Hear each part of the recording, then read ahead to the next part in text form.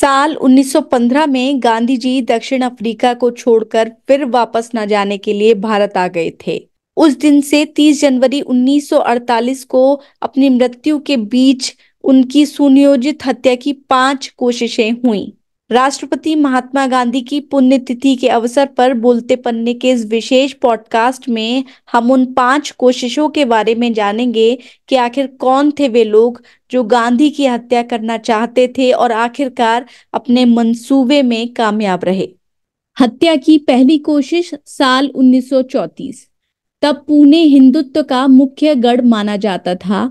पुणे की नगर पालिका ने महात्मा गांधी का सम्मान समारोह आयोजित किया था और उस समारोह में जाते वक्त उनकी गाड़ी पर बम फेंक दिया गया। नगर पालिका के मुख्य अधिकारी और पुलिस के 2 जवानों समेत 7 लोग गंभीर रूप से घायल हुए। हत्या की यह कोशिश विफल इसलिए हुई कि जिस गाड़ी पर यह मानकर बम डाला गया था कि इसमें गांधी जी हैं, दरअसल गांधी जी उसमें नहीं, उसके पीछे वाली गाड़ी में थे। चूक हत्या की योजना बनाने वालों से ही नहीं हुई, उनसे भी हुई थी जिन्हें इस षड्यंत्र का पर्दाफाश करना था। ये मामला वहीं का वहीं दबा दिया गया। हत्या की दूसरी कोशिश साल 1944। आगा खान महल की लंबी कैद में अपने पुत्रवत महादेव देसाई और अपनी बा को खोकर गांधी जी जब रिहा हुए तो वे बेहद बीमार और कमजोर थे। इसलिए तय हुआ कि बापू को अभी तुरंत राजनीतिक गहमा गहमी में न डालकर कहीं शांत एकांत में आराम के लिए ले जाया जाए। इसलिए उन्हें पुणे के निकट पंचगनी में ले जाया गया। पुणे के नजदीक बीमार गांधी जी का ठहरना हिंदुत्ववादियों को अपने शौर्य प्रदर्शन का अवसर लगा और वहां पहुंचकर वे लगातार नारेबाजी प्रदर्शन करने लगे। फिर 22 जुलाई को ऐसा भी हुआ जब एक युवक मौका देखकर गांधी जी की तरफ छुरा लेकर झपटा, लेकिन भिसारे गुरुजी ने बीच में ही उस युवक को दबोच लिया, उसके हाथ से छुरा छीन लिया। गांधी जी ने उस युवा को छोड़ देने का निर्देश देते हुए कहा कि उससे कहो कि वह मेरे पास आकर कुछ दिन रहे ताकि मैं जान सकूं कि उसे मुझसे शिकायत क्या है। वह युवक इसके लिए तैयार नहीं हुआ। उस युवक का नाम था नाथूराम गोडसे। हत्या की तीसरी कोशिश साल 1944।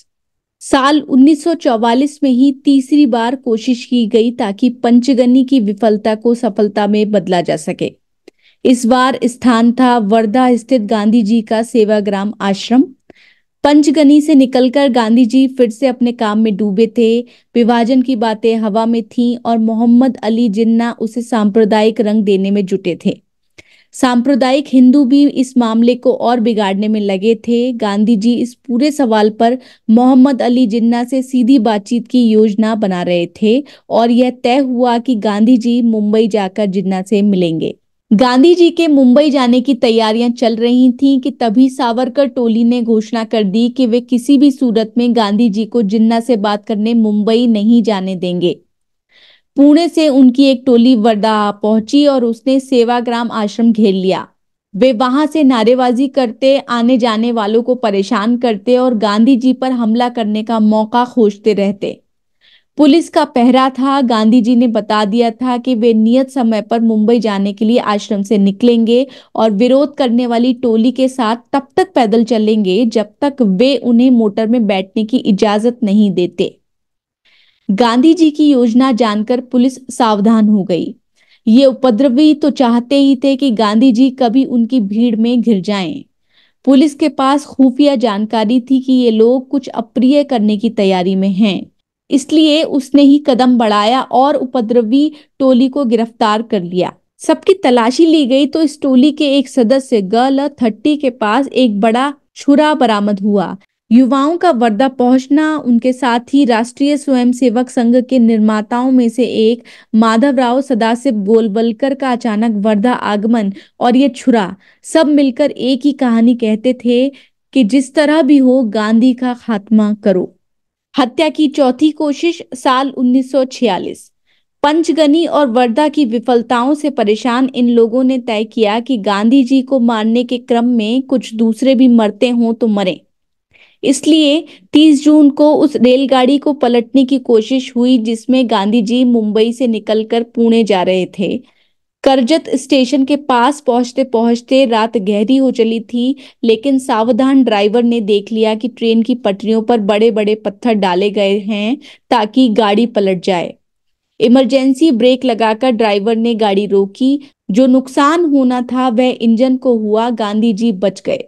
अपनी प्रार्थना सभा में गांधी जी ने इसका जिक्र करते हुए कहा था, मैं 7 बार मारने के ऐसे प्रयासों से बच गया हूं। मैं इस प्रकार मरने वाला नहीं हूं। मैं तो 125 साल जीने की आशा रखता हूं। पुणे से निकलने वाले अखबार हिंदू राष्ट्र के संपादक ने इसके जवाब में लिखा था, लेकिन आपको इतने साल जीने कौन देगा। अखबार के संपादक का नाम था नाथूराम गोडसे। हत्या की 5वीं कोशिश साल 1948। पर्दे के पीछे लगातार षड्यंत्रों और योजनाओं का दौर चलता रहा। सावरकर अब तक की अपनी हर कोशिश की विफलता से खिन्न भी थे और अधीर भी। लंदन में धींगरा जब हत्या की ऐसी ही एक कोशिश में विफल हुए थे, तब भी सावरकर ने उन्हें आखिरी चेतावनी दी थी, अगर इस बार भी विफल रहे तो मुझे अपना मुंह न दिखाना। हत्या सावरकर के तरकश का आखिरी नहीं, जरूरी हथियार था। इसका कब और किसके लिए कैसे इस्तेमाल करना था, यह फैसला हमेशा उनका ही होता था।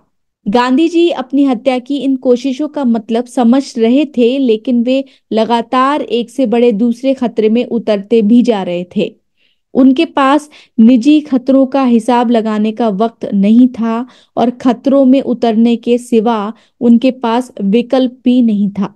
इन खतरों में वह सत्य छिपा था जिसकी उन्हें तलाश भर नहीं थी, बल्कि जिसे उन्हें देश और दुनिया को दिखाना भी था कि जान देने के साहस में से अहिंसा शक्ति भी पाती है और स्वीकृति भी। हत्यारों में इतनी हिम्मत थी ही नहीं कि वे भी उन खतरों में उतरकर गांधी जी का मुकाबला करते। इस लुका छिपी में ही कुछ वक्त निकल गया। इस दौर में सांप्रदायिकता के दानावल में धधकते देश की रगों में क्षमा, शांति और विवेक का भाव भरते एकाकी गांधी कभी यहाँ तो कभी वहां भागते मिलते हैं। पंजाब जाने के रास्ते में वे दिल्ली पहुंचते हैं और पाते हैं कि दिल्ली की हालत बेहद खराब है।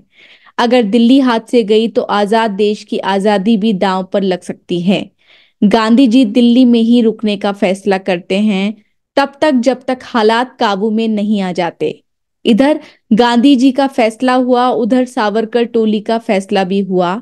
गांधी जी ने कहा, मैं दिल्ली छोड़कर नहीं जाऊंगा। सावरकर टोली ने कहा, हम आपको दिल्ली से जिंदा वापस निकलने ही नहीं देंगे। स्थान गांधी जी का था बिरला भवन और बम सावरकर टोली का। बिरला भवन में रोज की तरह उस रोज भी 20 जनवरी की शाम को प्रार्थना हुई। 13 से 19 जनवरी तक गांधी जी का आमरण उपवास चला था। उसकी पीड़ा ने प्रायश्चित जगाया और दिल्ली में चल रही अंधाधुंध हत्याओं और लूटपाट पर कुछ रोक लगी। सभी समाजों, धर्मों, संगठनों ने गांधी जी को वचन दिया कि वे दिल्ली का मन फिर बिगड़ने नहीं देंगे। ऐसा कहने वालों में सावरकर टोली भी शामिल थी, जो उसी वक्त हत्या की अपनी योजना पर भी काम कर रही थी।